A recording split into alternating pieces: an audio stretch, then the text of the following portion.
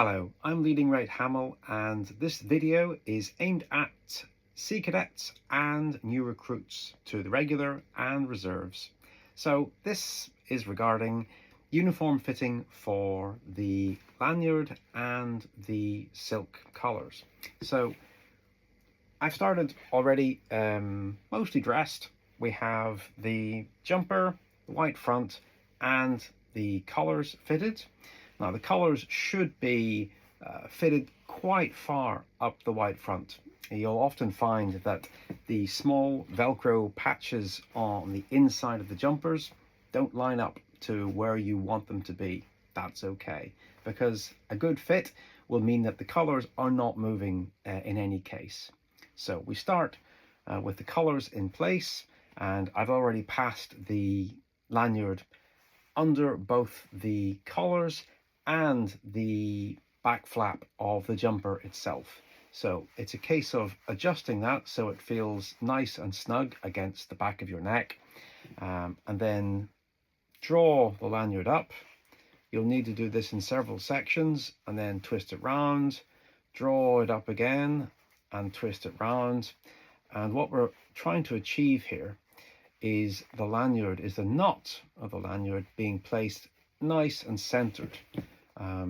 It should line up with the crease down the center of your white front. So we want the lanyard to pop out just underneath the collars. So the only thing which should be visible is the lanyard coming in from the side. So that's good. Then we take the rest of the lanyard and loop that through. So we go down into the beckets. So we go to the right becket as you look down, and we pull that through. We bring that round and bring this into the left becket. It just requires a little bit of fumbling to get that through. Make a loop which is approximately 3 inches across, and just take the end of the lanyard and just try and tuck that into your inside pocket. Now, it will probably require some adjustment. That's quite normal, and that's good for the lanyard. Now we move on to the silk. So whenever you take the silk out of the packet, it can be arranged in 2 different ways. So it could go this way. Likewise, it could go this way. Only one of them is correct, and there's a nice easy way to determine that.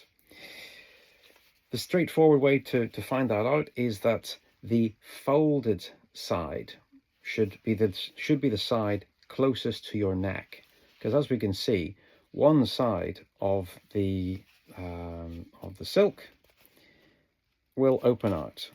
So we can see that is no good.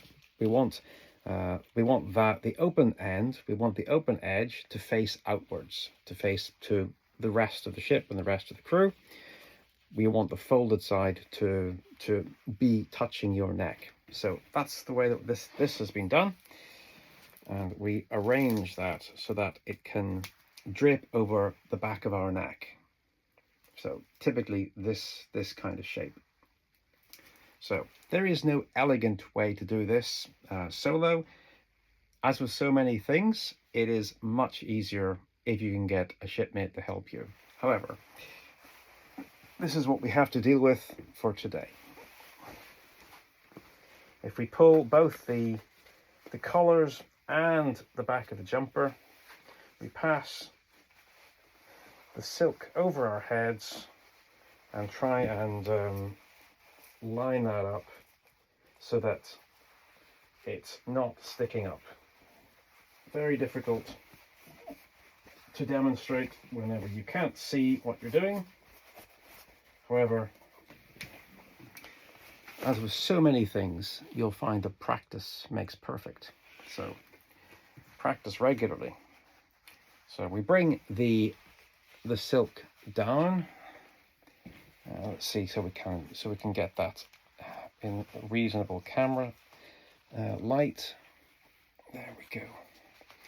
That looks okay. This will also need various adjustments, and what we're doing here is taking the popper button from the silk, and we're going to pass that underneath the becket on the right. So we pass it underneath the existing lanyard, because what this will do, and then we pass that across and pass it out through the left becket. There we go. And we wrap that round so that we're ready to pop the button in. So this is the point where we want to make sure that the lanyard is at the correct diameter, because whenever we pop that into place, lovely, that will secure the lanyard, so that's not going to move anywhere. So I can see that this has become twisted. This happens a lot, and you'll find that you'll likely need to arrange the silk to suit your own dimensions, to suit your own body style. So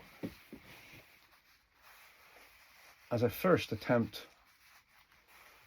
as a recorded session, I am broadly satisfied with that.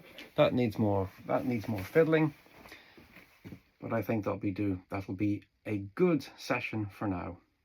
I hope that's been instructive, and we'll be with you again soon. In the meantime, I wish you fair winds and following seas.